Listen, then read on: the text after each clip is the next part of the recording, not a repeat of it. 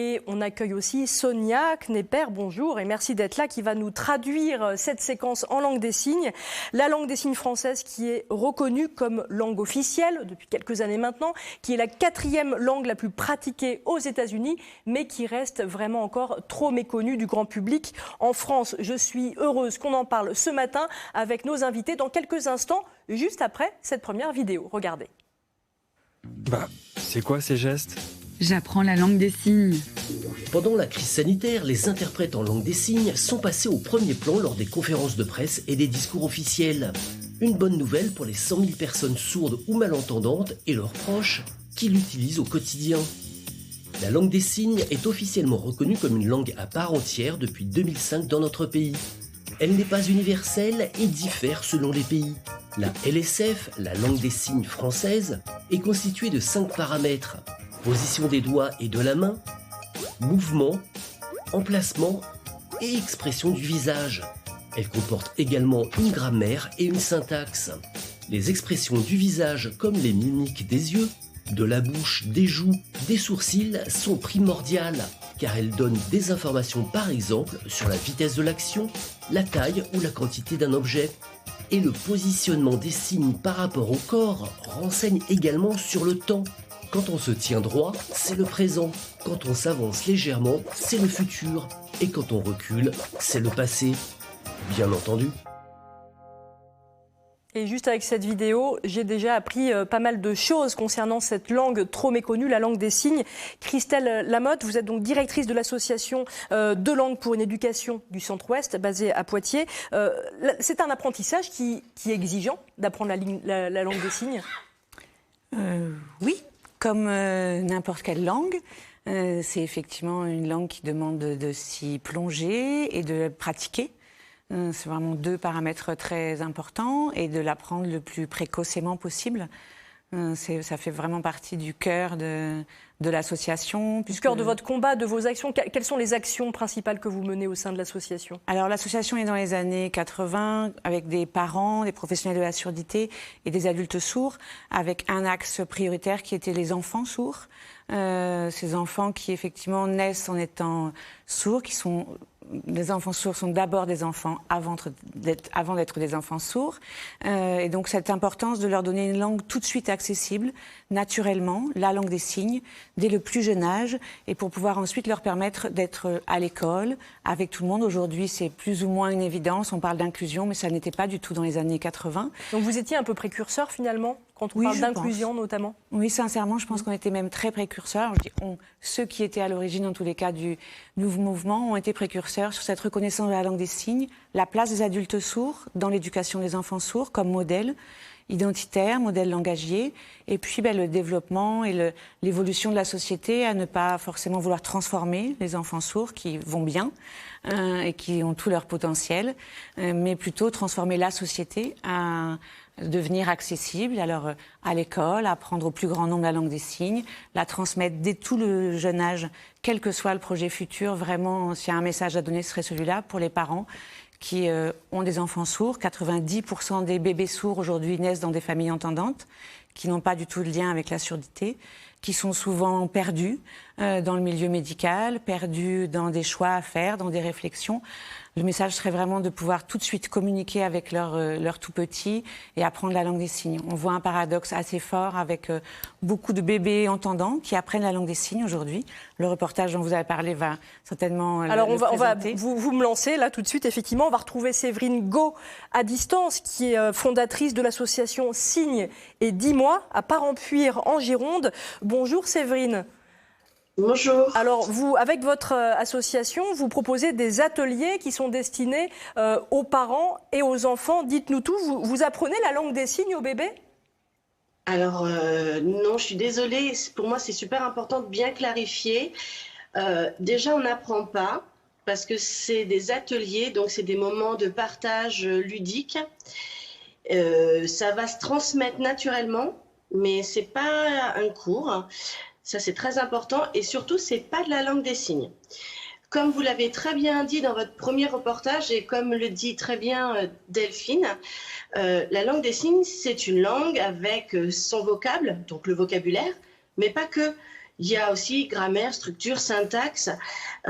Et nous, on va s'axer pas du tout de la même façon, puisqu'en fait, nous, on va faire de la communication signée accompagnée de la parole.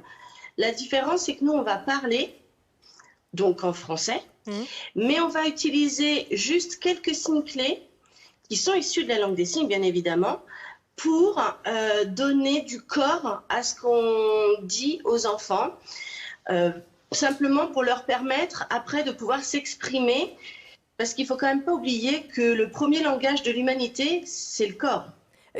Comment est-ce que vous avez eu l'idée et l'envie de vous lancer, vous, dans cette aventure, Séverine?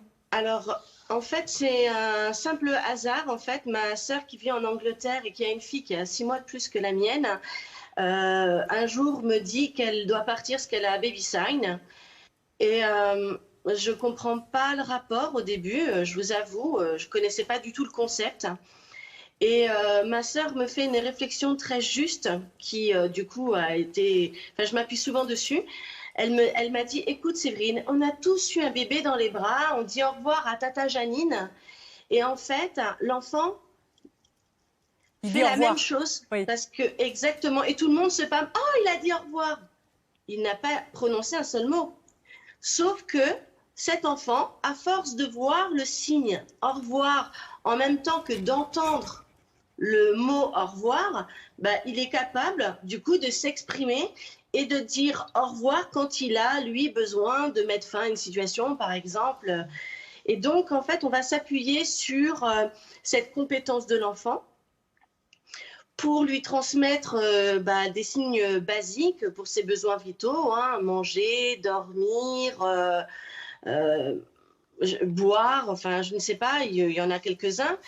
Et par le biais de jeux, de comptines, d'histoires signées, les signes vont venir de façon récurrente dans la vie de l'enfant. Du coup, vous donnez finalement, pour résumer, vous donnez des clés pour mieux communiquer avec son enfant, entre les parents et les enfants.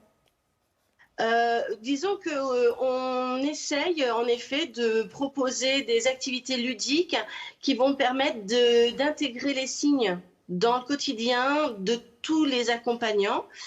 Et de façon à permettre à chacun de communiquer plus aisément ou plus facilement ou plus tôt. Est-ce que vous avez vous avez des bébés et des parents qui sont entendants? Est-ce que vous avez aussi des bébés et ou des parents qui sont malentendants ou sourds? Alors, c'est vrai qu'à l'origine, au départ, le concept, c'était de proposer... Enfin, c'est pas moi, hein, ça vient des États-Unis, c'était de proposer les signes issus de la langue des signes aux enfants entendants. Aujourd'hui, j'avoue qu'on est assez content de voir que c'est ouvert à tous. Il y a une forme d'accessibilité dans l'association parce qu'on se retrouve à avoir soit des parents entendants qui ont des enfants sourds et qui viennent à la rencontre des signes parce qu'ils ont compris que c'était vital pour leur enfant. Et surtout, ça leur permet d'y accéder de façon ludique et pas médicale. Donc ça, c'est sympa parce que c'est un temps joyeux, ludique, qu'on passe ensemble. On a aussi des parents sourds qui viennent avec des enfants entendants parce que là, ça permet de se réunir en fait parce que les comptines que l'enfant va apprendre à l'école maternelle vont pas forcément être accessibles aux parents sourds. Merci. Merci beaucoup. Je laisse un petit peu la parole aussi à Christelle. J'aimerais bien avoir votre sentiment. Christelle, c'est vrai que ce type d'atelier pour les enfants et leurs bébés se développe un peu partout. Est-ce que pour vous, c'est une bonne chose ? Alors oui, c'est une bonne chose que le plus grand nombre puisse accéder et apprendre la langue des signes. Nous, dans notre projet, les enfants sourds sont à l'école, en classe, avec des enfants entendants. Ce sont des classes mixtes, enfants sourds et enfants entendants, avec un binôme. Professeurs sourds et professeurs entendants. Il y a très peu de parcours bilingues comme ça en France, Poitiers, Lyon et Toulouse uniquement. Oui, et de la même manière, c'est effectivement pas un apprentissage, c'est-à-dire que là, les enfants apprennent naturellement la langue des signes et ça va être des futurs adultes qui ne se poseront pas forcément les mêmes questions que ceux qui n'ont jamais pratiqué la langue des signes. Ils connaissent la surdité, ils ont des copains sourds, ils apprennent la langue des signes. C'est vraiment tout l'intérêt d'avoir une société accessible dans laquelle, effectivement, il y a toutes ces relations. Et puis le jeu, pour les bébés signes, ce que dit votre collègue, évidemment, c'est par là qu'on peut rentrer pour apprendre la langue des signes pour les tout petits. En tous les cas, le paradoxe, nous, aujourd'hui, c'est qu'il y a de plus en plus de bébés entendants qui apprennent la langue des signes, ce que vient de dire votre invité, et en même temps, de plus en plus d'enfants sourds qui, eux, en sont privés. Donc, le combat continue sur cette question de l'enfant sourd qui, même si il y a des progrès qui ont été faits au niveau scientifique, les prothèses et autres, a besoin tout de suite de pouvoir rentrer en communication avec les parents. Et on voit encore, malheureusement, beaucoup de parents démunis par rapport à ça. Et parfois, plusieurs années passent avant que l'enfant ait une première langue, quelle qu'elle soit, alors que c'est pourtant les années de la toute petite enfance qui sont essentielles. Donc c'est vraiment très, très important, je pense, oui.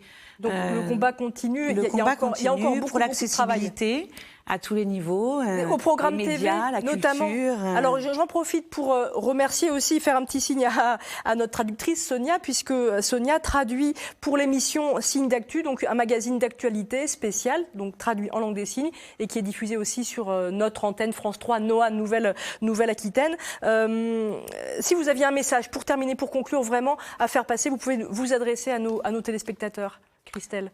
Alors je redirais qu'un enfant sourd est d'abord un enfant.